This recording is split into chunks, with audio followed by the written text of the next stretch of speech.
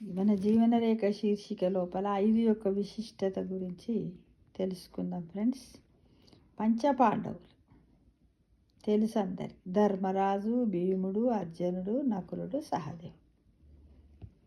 పంచకన్యలు అహల్య, ద్రౌపది, తార, Mandodari, Kunti.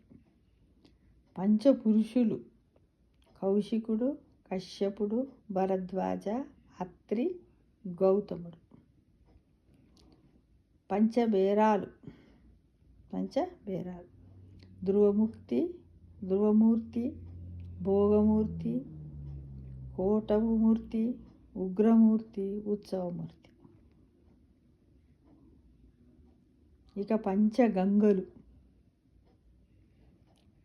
Ganga, Krishna, Kaveri, Tungabhadra, Godavari. పంచమహాసముద్రాలు Pacific మహాసముద్రం, హిందూ మహాసముద్రం, Antarctic మహాసముద్రం, ఆర్కిటిక్ మహాసముద్రం, అట్లాంటిక్ మహాసముద్రం. ఇక లలిత కళలు కవిత్వం, చిత్రలేఖనం, నాట్యం, సంగీతం, శిల్పం.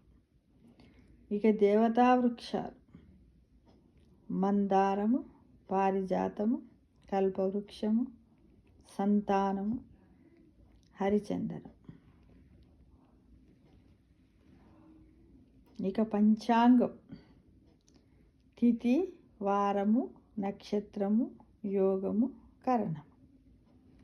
ఇక 5వ తనము మంగళసూత్రము, పసుపు, కుంకుమ, గాజులు, చెవ్వాకు.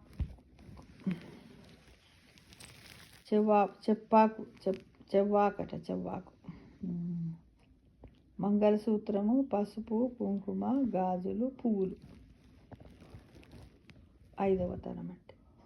ఇక పంచ ఆయుధాలు శంఖము అంటే పాంచజన్యము, చక్రణం అంటే సుదర్శన, ఖడ్గం అంటే నందీఖము, గద అంటే కౌమోదకి, ధనస్సు అంటే బాణం. ఇక పోతే పంచమహాపాపాలు స్త్రీహత్య, శిశుహత్య, గోహత్య, బ్రహ్మహత్య, గురుహత్య. ఇవన్నీ కూడా మన జీవనరేఖ శీర్షిక లోపల 5 యొక్క విశిష్టత గురించి మనము 2 వీడియోలలో చక్కగా చెప్పుకున్నాం ఫ్రెండ్స్.